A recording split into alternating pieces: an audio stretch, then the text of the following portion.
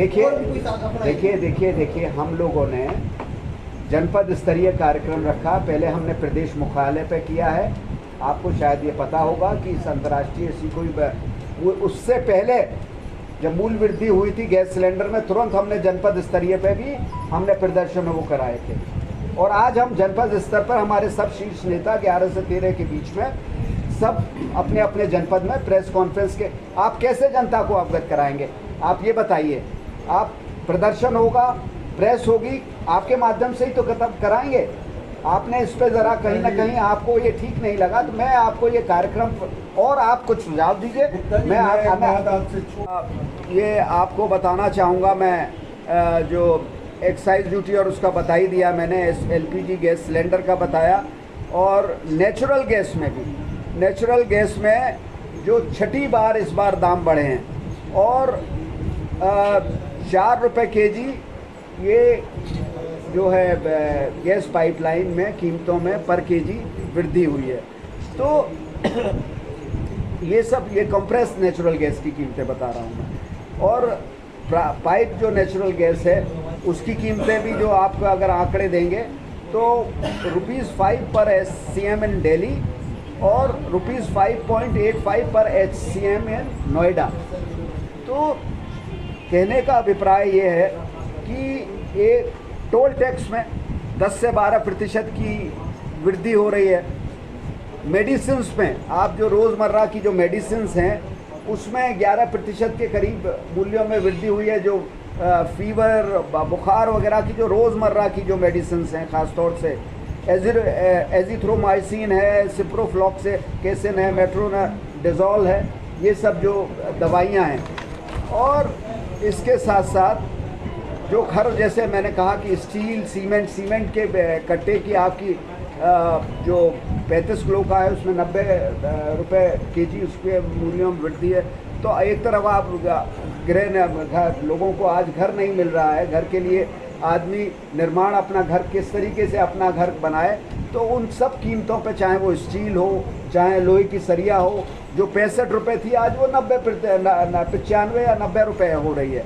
और PF account पे भी आप जो हैं आपने टैक्स आपने बढ़ा जो कर दिया है। PF अकाउंट में 22 से जो वो इंटरेस्ट मिलेगा उस पर भी टैक्स लगेगा।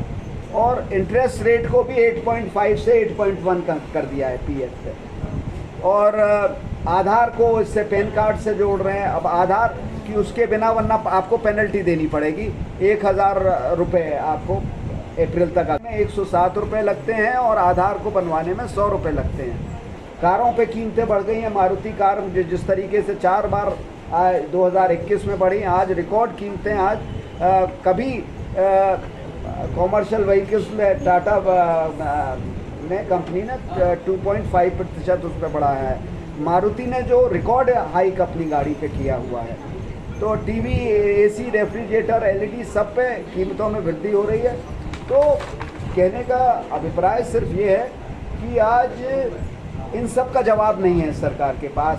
कभी कोविड का बहाना ले लेते हैं, कभी रशिया यूक्रेन वॉर का ले लेते हैं। देखिए, मैं आपको ये बताना चाहता हूँ कि बेरोज़गारी रिकॉर्ड स्तर पर थी 2019 में, कोविड आया है 2020 में। और अगर आप इसका कहते हैं कि रशिया और यूक्रेन की लड़ाई की आपकी दुहाई देते हैं, तो 2010 में अंतर्राष्ट्रीय मंदी थी, वह डॉक्टर मनमोहन सिंह जी की सरकार के ज़माने में। पर उसके बावजूद उसको अंतर्राष्ट्रीय मंदी को प्रभावित नहीं करने दिया था इस भारत की GDP ग्रोथ पे। एंड दैट वाज द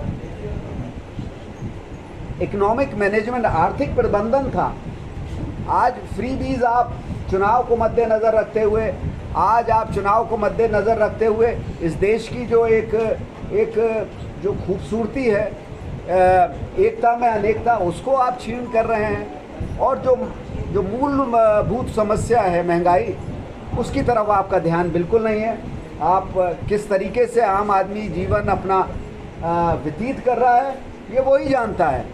जहाँ ज़रा सी महंगाई, आप लोग याद करें, अगर पेट्रोल पे 5 पैसे या 10 पैसे UPA सरकार में बढ़ जाते थे, तब तो कीमतें, मैंने जैसे आपको कहा, एक उदाहरण दिया कि 135 और 140 डॉलर प्रति बैरल था कच्चे तेल का अंतर्राष्ट्रीय बाजार में। तो वो सब ये प्रतिशत था, जो आज 34% है। प्रदेश सरकार का जो था उस समय 18 था और आज 24 या 25 है। तो ये टैक्स की मार है, ये आर्थिक प्रबंधन कमज़ोर है इस सरकार का। कमज़ोरी नहीं, बहुत ख़राब है। मैं ये जो आपको ये आंकड़े भी कुछ देना चाहूँगा। आज ख़ास तौर से महंगाई एक बहुत बड़ी चुनौती बन गया है एक आम आदमी के लिए। महंगाई को किस तरीके से एक शोषण का माध्यम, आज आम आदमी के लिए शोषण का माध्यम है महंगाई, किस तरीके से वो अपना जीवन बसर करे, और उसके लिए एक बहुत बड़ा अभिशाप भी है। मैं देखिए आपको आंकड़े भी अगर आप चाहें तो वो बताना चाहता हूँ कि आज जो ख़ास तौर से जो डीएपी की कीमतें हैं वो 150 रुपये 50 किलो के बैग पे जो खास 1200 रुपये का आता था कट्टा, आज वो 1350 रुपये का आ रहा है। तो ये सब चीज़ें हो रही हैं, हम लोग देख रहे हैं। और इसके माध्यम से जो सरकार की आमदनी जो है फार्मर्स के माध्यम से 3600 करोड़ है पर ईयर, इस मूल वृद्धि के माध्यम से। और जो ख़ास तौर से डीजल, और उसका मैंने बता ही दिया कि 10 गुना उसकी वृद्धि हुई है। आप देखेंगे कि जो कॉमर्शियल गैस है उसमें इन 8 सालों में 845 रुपये एलपीजी सिलेंडर की कीमतों में वृद्धि हुई है। जो डोमेस्टिक गैस है वो आज 1000 रुपये से ऊपर पहुंच गई है। सब्सिडी का जो वो सिर्फ नाम मात्र की रह गई है, सब्सिडी के नाम पर, जिसे कहते हैं कि एक हाथ से दे और दूसरे हाथ से ले। ये उस सरकार की कारगुजारियां हैं जिसने नारा दिया था न्यूनतम सरकार और अधिकतम शासन। आप लोगों को याद हो 2014 का नारा था, बल्कि आज उसके विपरीत हो रहा है। टैक्स की चारों तरफ आप स्टील की कीमतें भी देख लीजिए। मैं आपको